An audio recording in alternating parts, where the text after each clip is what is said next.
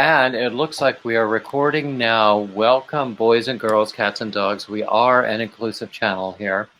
And look who I have with me. This is Nigel at Kiwi Fiber Arts, who, even though his name might suggest he's in New Zealand, he is not. I am not. You are in, I forget. I'm in Southwest Missouri. I'm in Springfield, Missouri. Okay. Yeah. How is that for you? When you have nothing else to compare it to, I guess it's fine, but I'm like painfully Midwestern at this point. So Have you always been in Springfield, Missouri? well, I was from a smaller town called Crane. It's about 1,500 people. And so I moved out of there to the big city of Springfield. I lived in Texas there for a while. I didn't like that, so I came back. What part of Texas? I lived in Fort Worth.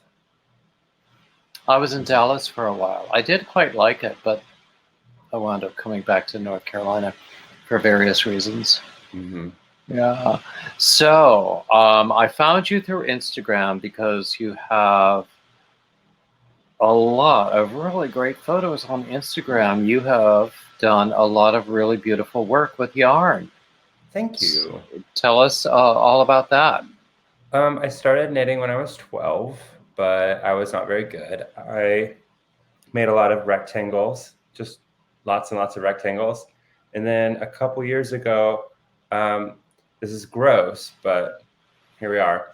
I got like some skin infection in my ankles, and cellulitis, and I couldn't walk for 3 days.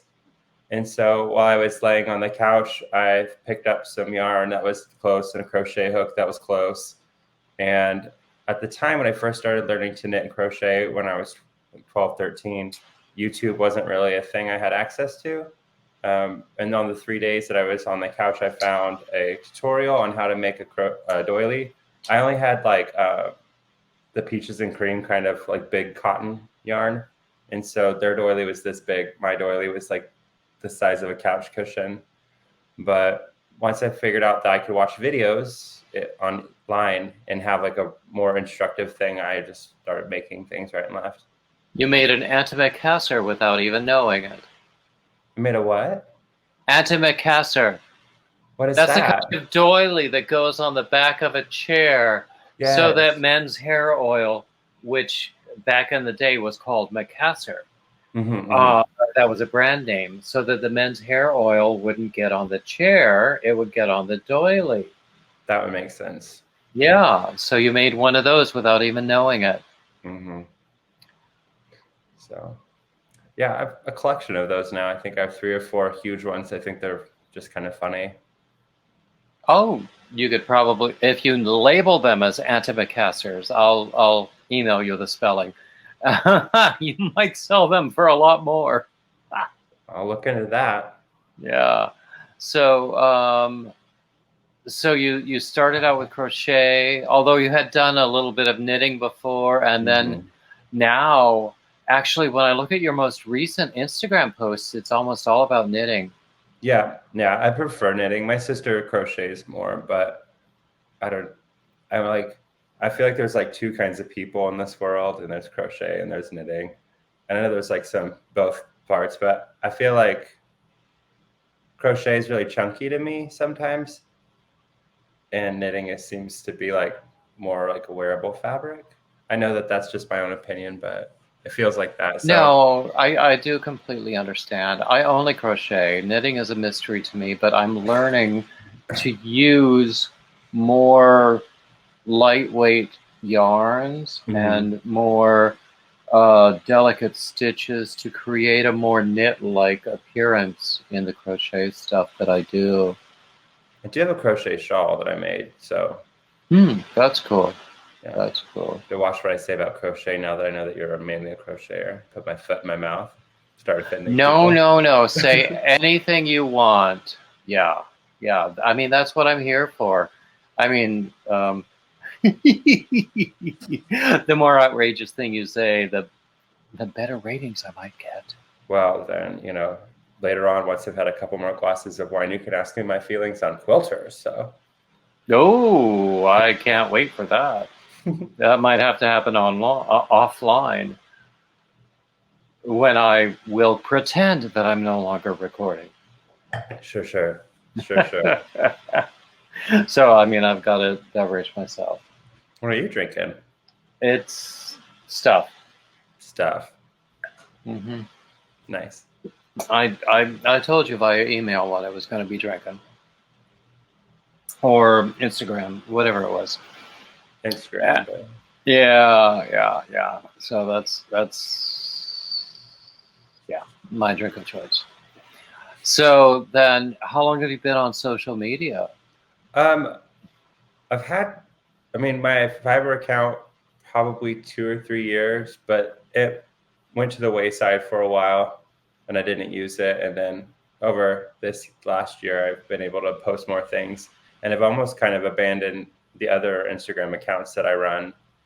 Like, I hardly look at them anymore, but I've done that myself. yeah. I say I was a burlesque performer for 7 years, so I had a social media for that, but COVID kind of took away performance opportunities and gave me more time for knitting. So there's a part of me that wants to know more about the burlesque performance, but that might be outside the realm of this interview. But I don't know. There's a couple of times where I thought it'd be really cool to have like a knit or crochet outfit that, when you pull a thread here, a seam comes up, another seam. So I've thought about trying to marry the worlds together. I think that would be really great. Well, crochet pasties with some yarn tassel. I've heard stories about people doing these, particularly in California. There's in San Francisco, there's what they call a Beta Breakers run, where these people who run, I don't understand this running thing. Why do people do that? But I guess it's supposed to be good for your heart, cardio. Who cares about that? But but people do that like with knitting projects in their hands. I don't think I could do that. I think so. It would just be too much. Yeah, I couldn't either because I would get distracted. I'd fall. I'd break my face. And my face doesn't need any more damage. I'll tell you that. I think my 6'4", like really gangly body would just like tumble over, get all stuck up in my limbs. Oh yeah, there's that yarn risk limbs. too. Yeah, actually, my ex is an expert knitter, and he also is a marathon runner. I don't think he does it at the same time.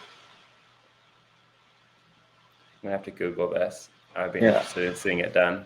Yeah, I'll send you links privately, but I actually got him into knitting because he had another hobby that annoyed me. And so I got the hobby.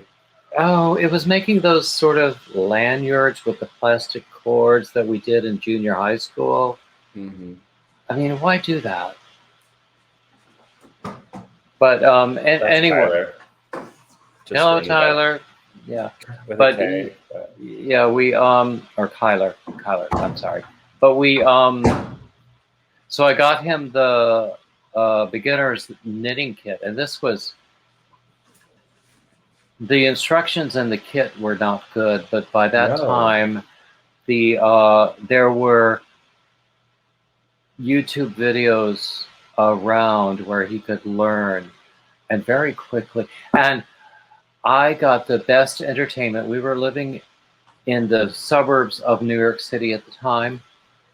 We would get on the commuter train to go into the city for some like social engagement or something. I would have the best time watching people watching him knit. Mm-hmm. Do you ever get that with people watching you? I often get people say, I've never seen a man knitting before. And I go, well, you still haven't, because this is crochet. I love that. That's my favorite. And almost never do they get it right. If I'm crocheting, they're like, oh, you're knitting. Or if I'm knitting, they're like, oh, you're crocheting. And I'm like, get it right, people. I mean, like, let me get really upset about things that people don't know, I guess. Well, yeah, there are things in the world that are more worthy of our anger, but yeah, no, I haven't really gotten a lot of it. I did start a knitting club in high school. That was met with not wonderful, I guess, people tearing down my posters that I was advertising. But I grew up, like I said, I grew up in a very, very small farm town. So my interests were not basketball or farming. Then they were made fun of. But yeah, sob story there. Monroe, North Carolina, I was a choir geek. Nice. Yeah, in study hall, I used to beg for passes so I could just go to the choir room and just play the piano and have some peace there. If nobody, yeah.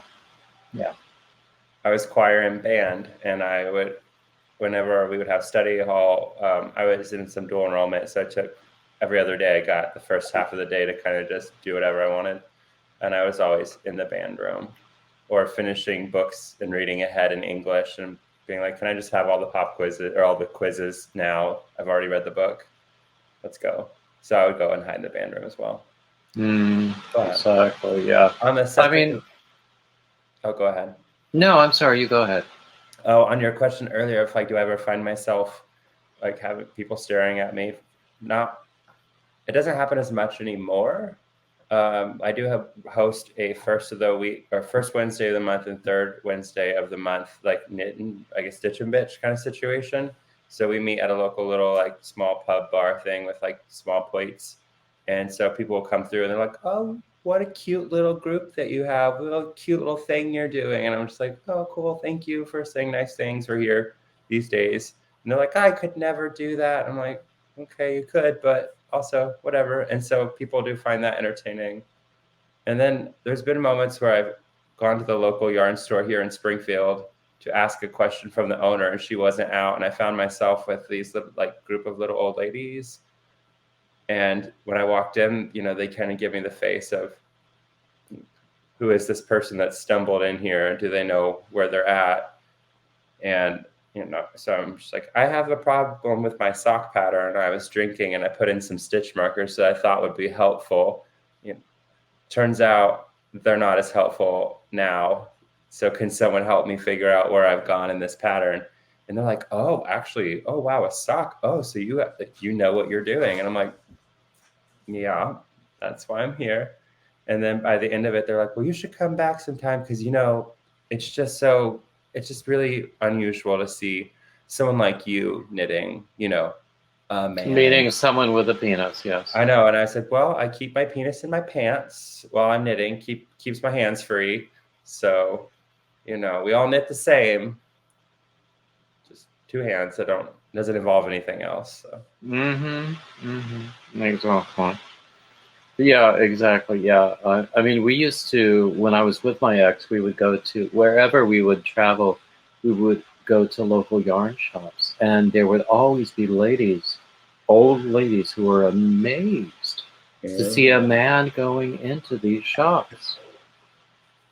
It's crazy, too, because also these same ladies are sitting there talking about how they can't deliver cookies to their women's prayer group because COVID, which is valid. And then someone said, oh, did you try so-and-so's cookies? Did you know she uses a cake mix for those? And I'm like, a cake mix? I'm like, scandal. Men are knitting and people are making cookies out of cake mix. What is this world coming to? Just truly a marvel. What indeed is this world coming to? Yeah. It's like anytime I go to the craft store for buying things for burlesque, of course, the woman at the counter as you're getting the fabric cut is, so what are your projects? What are you making? And I'm like, this new generation of crafters is really going to shock you. But... yeah, I'm making a G-string out of this.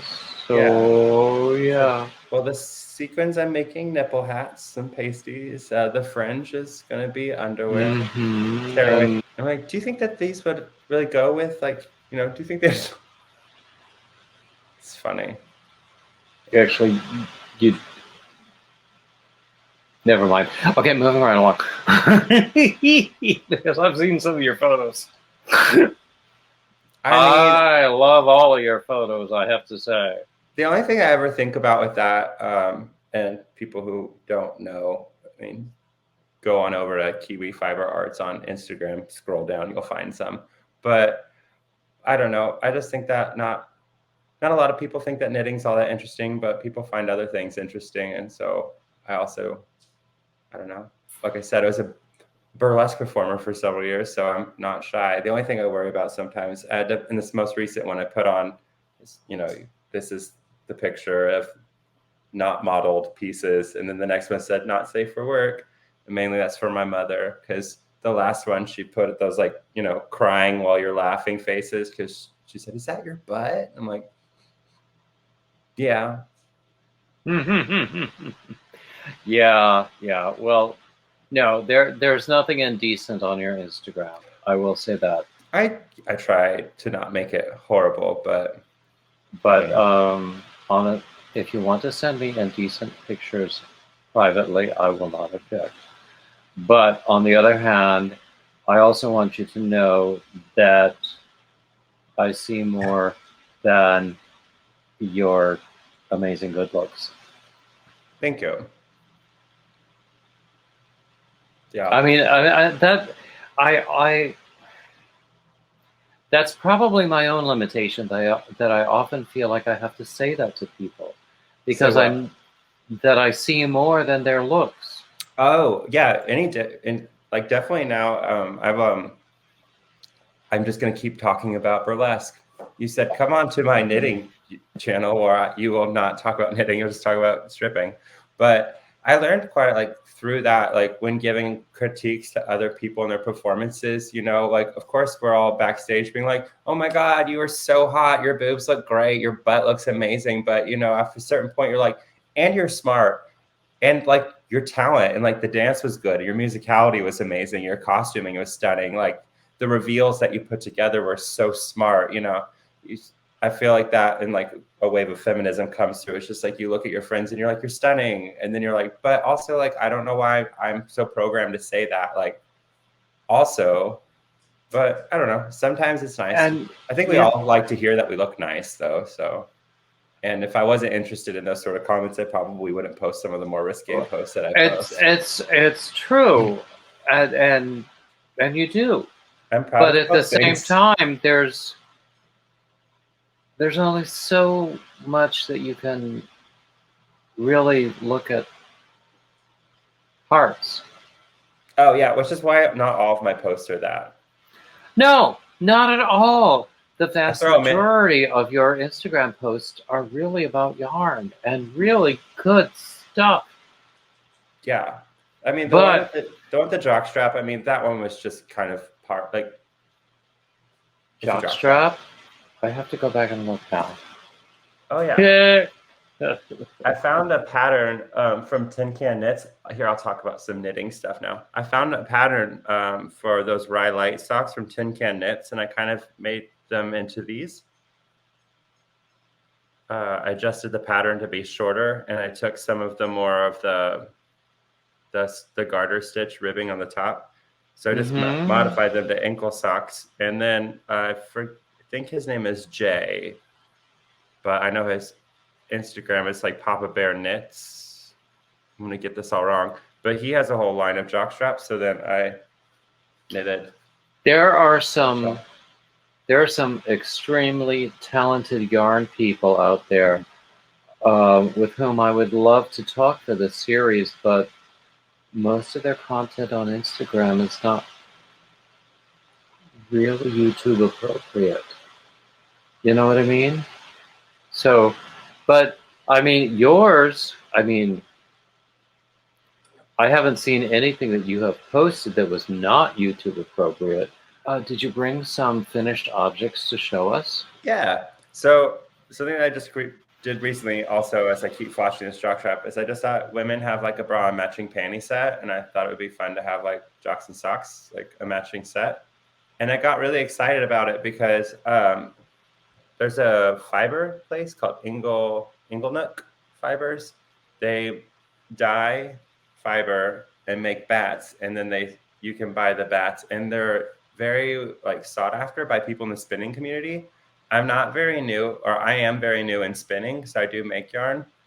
But my friend was telling me, as she like gave me a spinning wheel, which is another story, but I like was gifted a spinning wheel and like all this fiber, and then she started giving me connects to like where she got fiber, and she's like, these are Greek Orthodox nuns, and they dye this beautiful fiber, and there are people out there that will like wait for the email when the sale drops, and then everyone goes crazy buying this like really good quality spinning fiber. And then people will collect it and not even spin it and just have it in boxes because it's so hard to get a hold of it. Well, I managed to get a hold of a braided, just my cat. Okay, please stop. Okay, thank you. I managed to get a hold of just like one of their like braids, and it was this grello color. So I bought fiber from nuns and then spun it and then knit a jock strap out of it, because I'm just that kind of rude person in this world. But hey, we like rude people. So I tagged them in it. I said, thank you so much, nuns.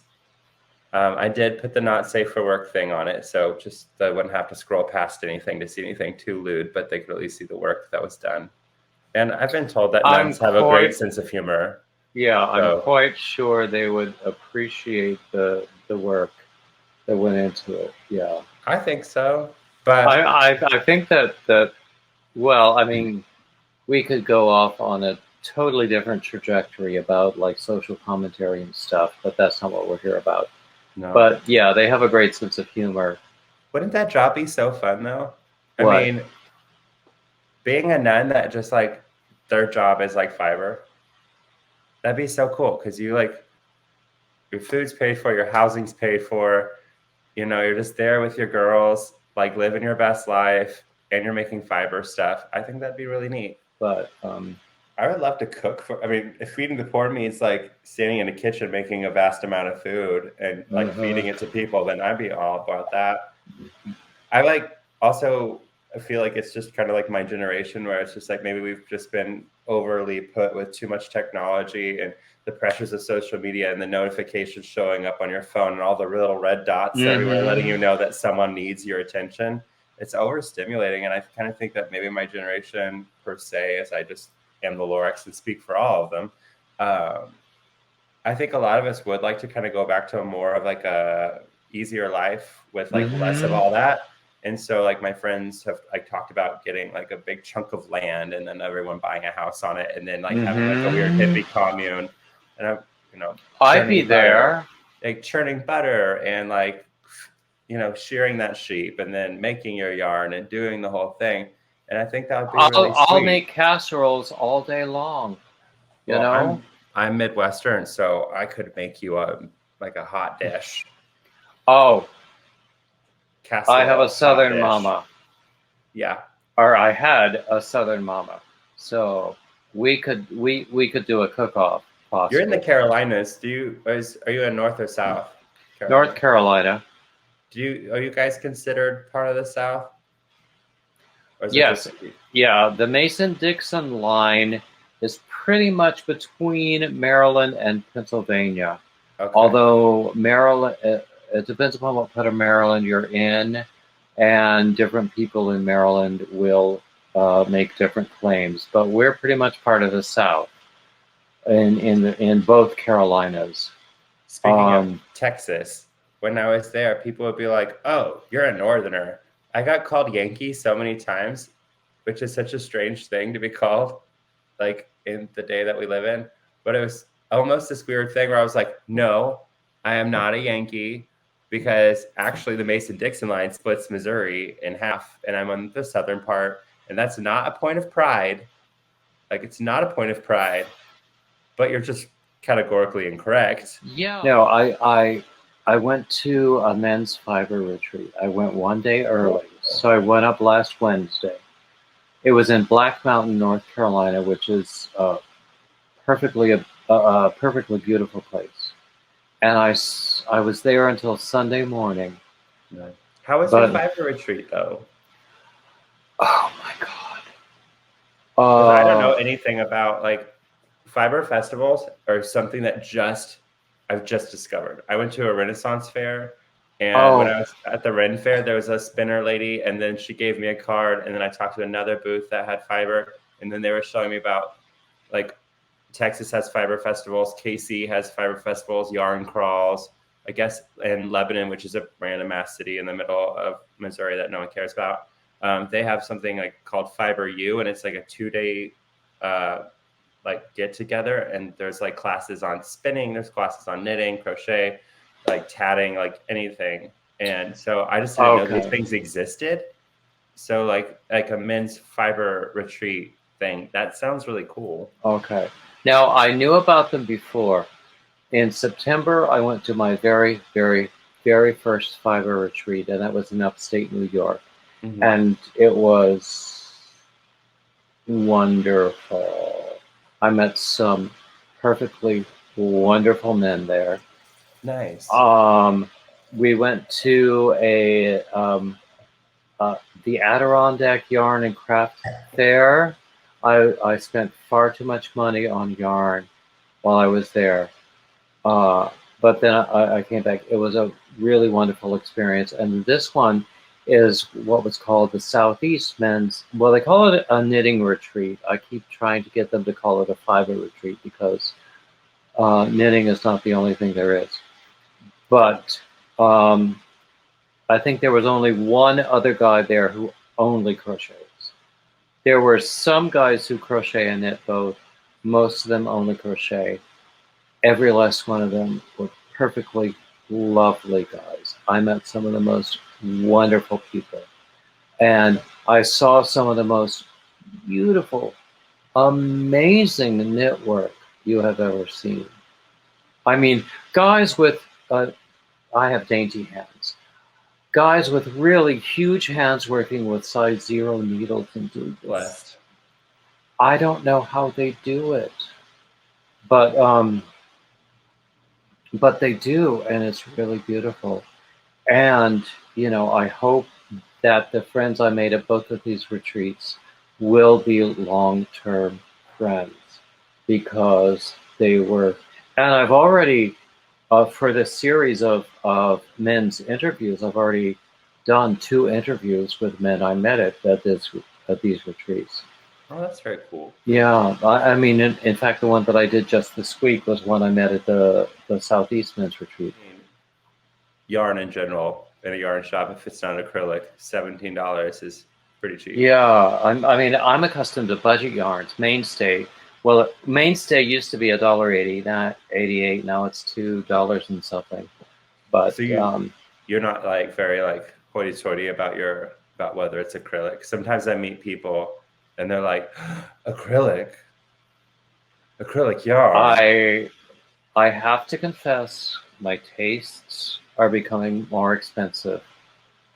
My budget does not quite allow for that. Mm-hmm. My budget has not grown, but my tastes are becoming more sophisticated. So I have to find a compromise there. But I also have a lot of friends who gift me with yarn. Last year, I don't know if you know about the Lion Brand Hat Not Hate project. I don't. Okay, they were.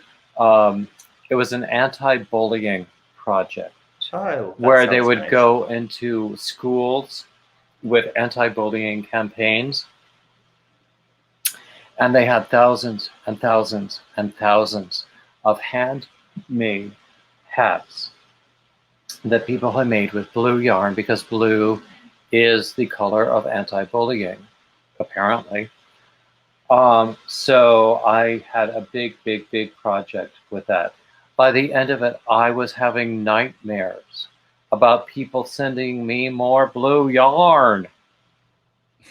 But, and I just recently got some more. I don't mind because it's time to start on next year's Hat Not Hate project, but still.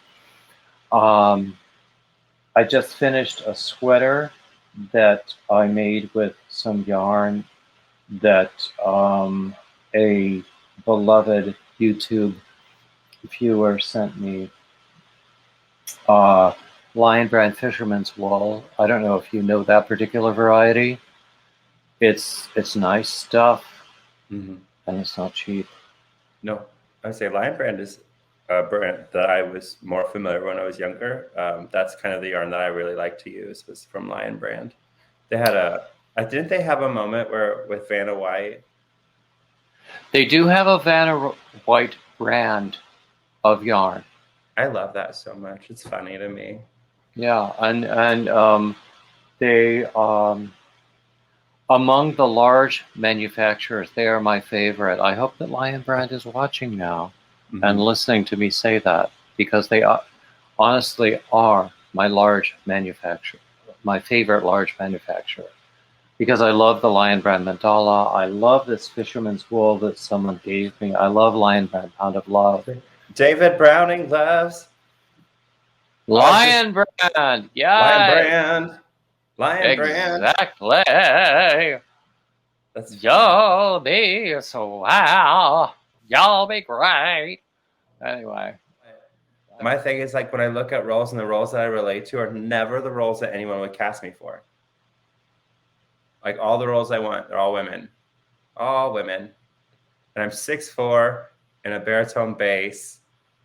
And, like, I'm never going to get the theater role I want. Do you know what role I would kill to play? Which one? Kata Shaw in The Mikado. Mm. I mean, well, if you...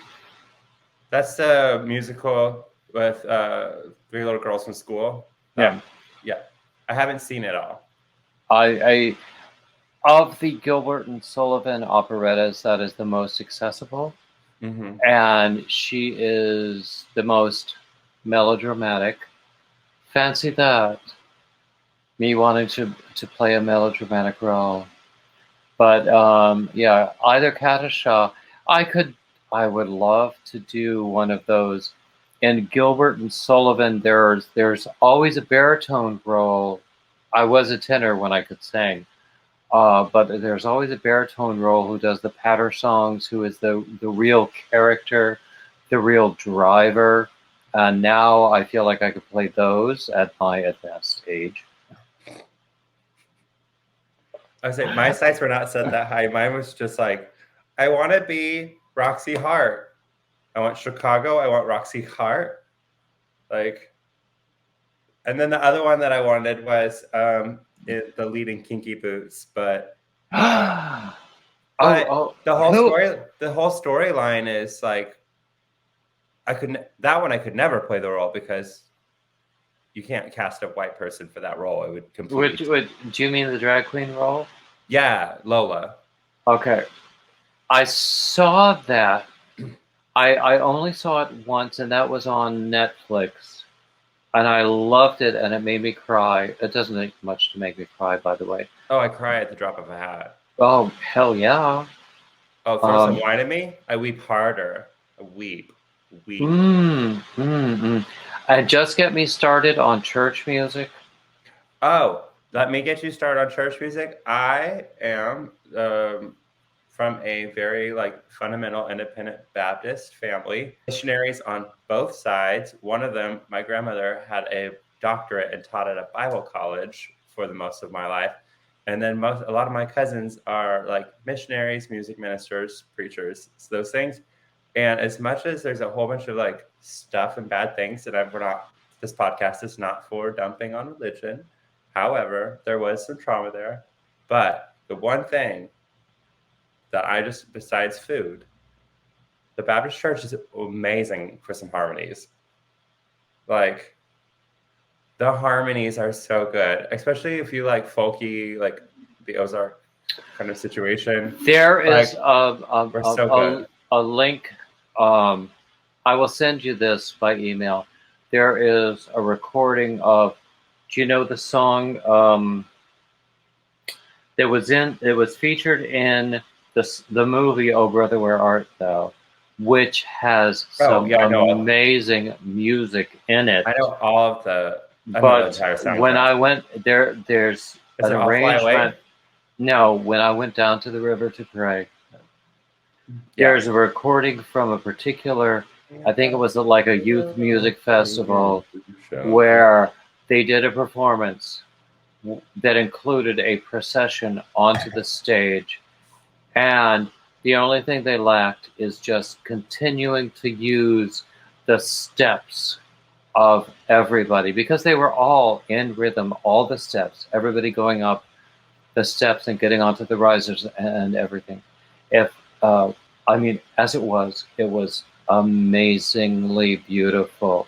But then if they had just continued with using the percussive element of the steps, it would have been perfection. I mean, I'll send you a link to that, because I think that I would dig that's that. the sort of thing. I think that, yeah, I think we would both agree that is just amazing. But at the same time, there's a lot more. I mean, I have a wide range of experience in church music, and I get very emotional about some things. Oh, absolutely. Also, sucker for a key change. Do love a good. I said, "Oh, are we building? Are we building? Yes." So, key change. If it's skillfully done. Well, I mean, if it seems arbitrary, then I'm going, meh. Well, bring you back to some yarn talk and less. We were talking about fiber festivals, and I went to this Ren Fair in Kansas City, and it was like, I love all interests. I think that everyone's great. I was immediately kind of like, well, I don't know if like I'm a Ren Fair person, you know, like if I get there and someone starts talking like old English at me and then expects me to respond and such, I'm going to get such wild anxiety from the pressure of having to be performative on the spot in a way that I'm not used to. And I was like, what if that's weird? And then I was just like, I'm a big old nerd, but I'm just not sure that this is my flavor of nerd. And I was like, it's going to be great. And we're going to go see it. It's going to be beautiful. I just, I'm just not sure that this is going to be my people. And I was wrong. Never make assumptions. But I got there and someone was walking by and they saw the shawl that I was wearing. And they said, "Oh, love your shawlography." That is actually the pattern name. Someone says, like a little while later, "Oh, is that is that a Stephen West?" And I was like, it's a Stephen West. And so I was just like, oh, these people, they know about the patterns. And I was wearing this one, shawlography.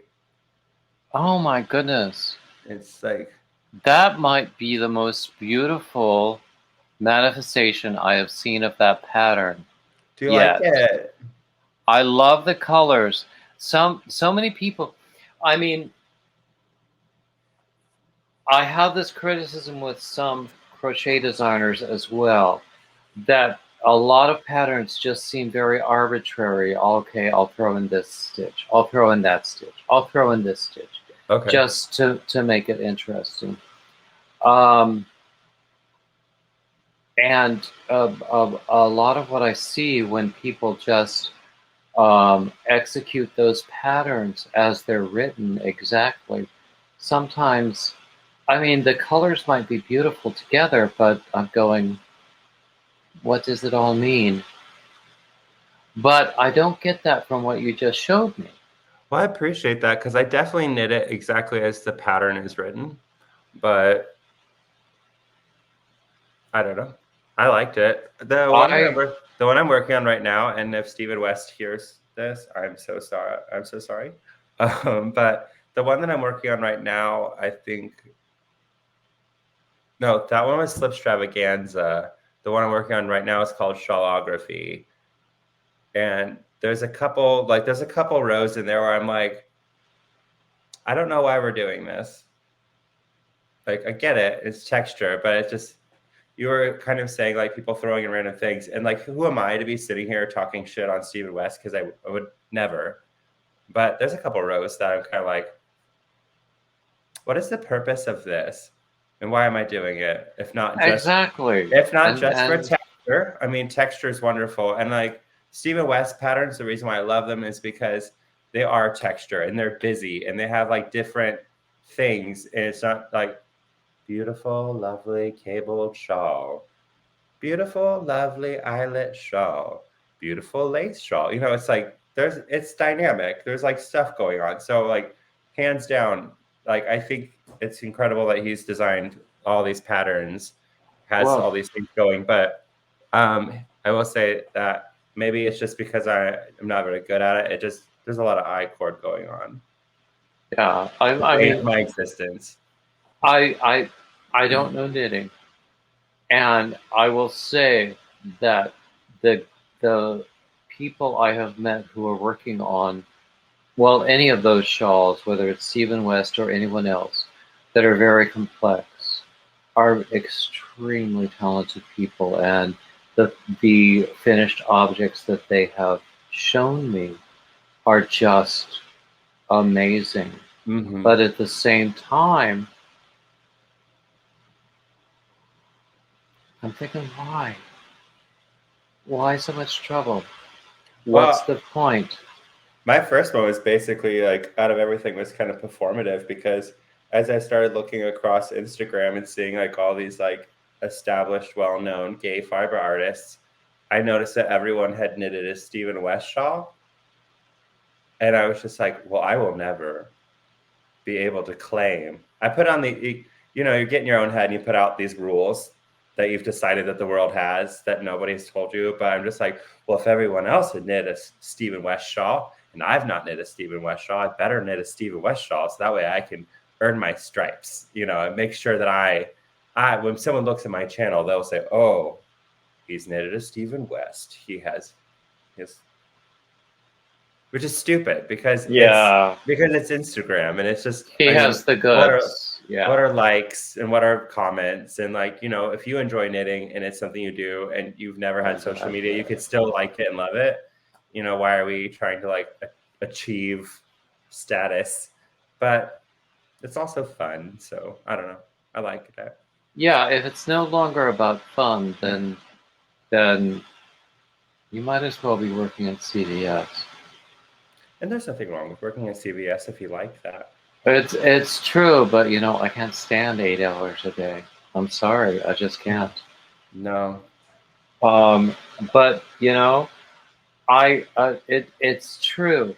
I mean, I do not want to knock the accomplishments of people who actually really do create those Stephen West patterns and do them beautifully, Mm-hmm. because I recognize the level of skill that is required. It is an investment. It is an investment of time. It takes months. It's taken me months. Someone told me the other day, like, or a while back, they said the fastest I've ever knit one is 4 months. And I was like, and it took me about that.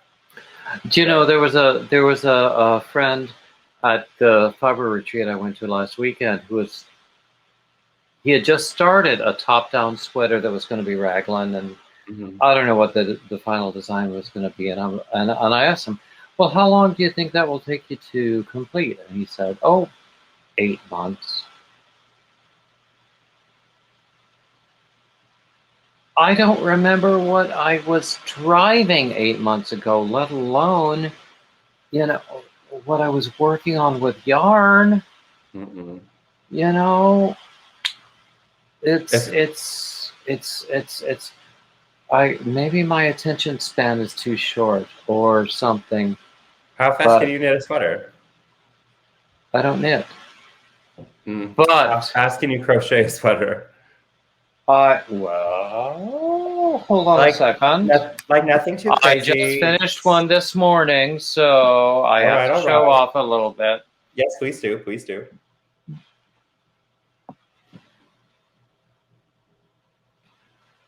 This one. Oh shit! Look at those cables.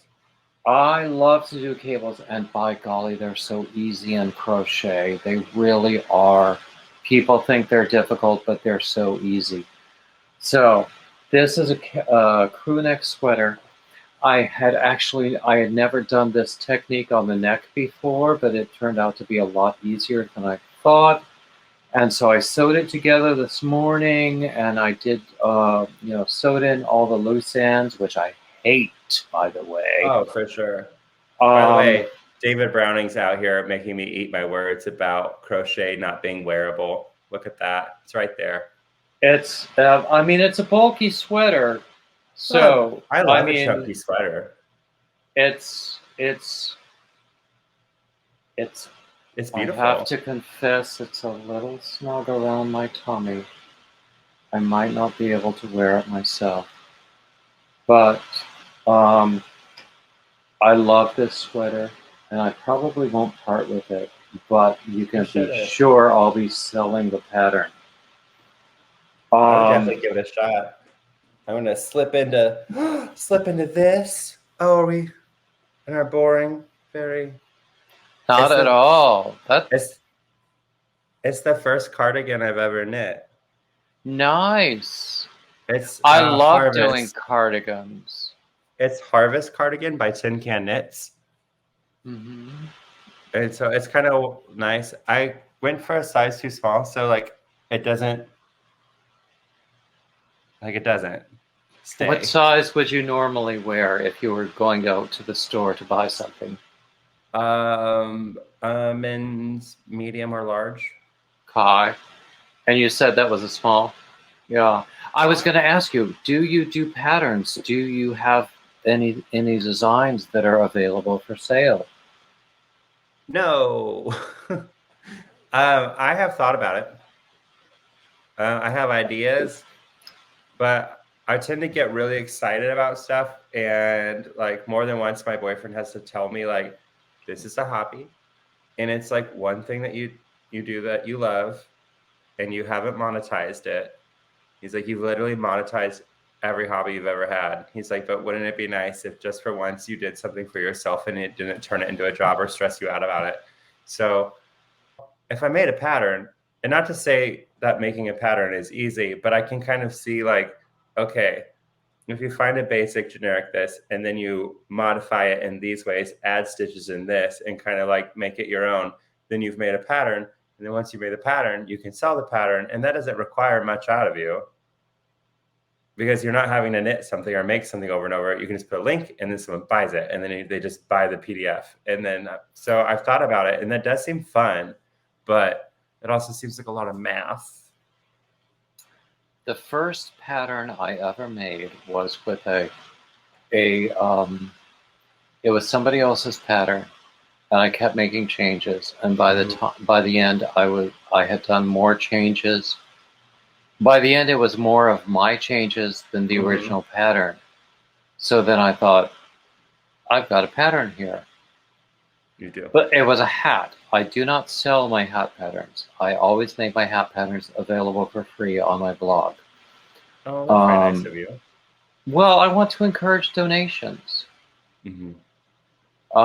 And then I also want to encourage people to look at the patterns that I have that are not free on Ravelry. David Browning said buy his patterns. Yeah. David Browning said go to Beardy Yarn Dudes, or David Browning, go to Ravelry, buy his patterns. Hell yeah.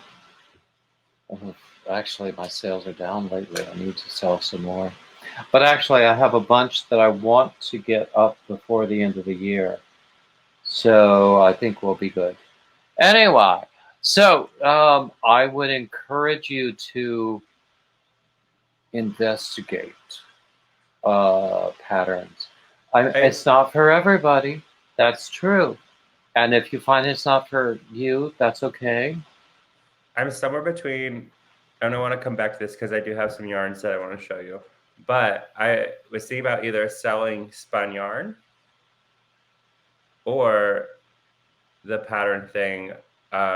With the new jockstrap that I've recently knitted, I was just like, oh, well, once you get a kind of general idea of what a shape is, and I saw how the increases work, I thought about, should I do a line of those? But I think like my heart right now, it would be more in like yarn making. Because like when I went to the Ren Fair, I did get some spun yarn, and I started out and my yarn was kind of looking more like this, which is, you know, that's yarn, but it's also like not very even. But now I've more recently been able to get things like this. Ooh, I like that. I got this loose fiber by this girl. Her name's the Apothecary. She's local here in Southwest Missouri. So I just went to like an arts festival on our historic downtown and she did that. And then this fiber I actually did get from the Ren Fair. It's called the Threadhead because she's a redhead and there's a little pun in threadhead, which I think is fun. I've made. Oh, I love the color. Yeah. And so I have no formal training, so I'm not trying to get out here and be like, I'm an expert, I'm stunning, I know everything, I'm so full. Like I don't. None of us are experts. But I just have a lot of joy doing it and I have so much fun with it. And it now looks like something that isn't just shambly. So I'm like, little hands. So talk about dyeing. Have you done much dyeing? Oh no, because I've looked at like people who dye yarn and their whole setup with like having to buy the dye itself, and then I'm going to assume you want some tubs that you can put some dye in that you're not going to ruin up any of your like fancy stuff, your house, your dishes, and then the setting agents. If I could do all of it, if there was a perfect world, I would have like Angora bunnies and sheep, and I would shear those kids. I would clean it, card it, dye it, spin it, make the yarn, and then be like, here you go, make something nice out of this. Yeah, it's good to have a dream. Yeah. I say I'm 31 years old.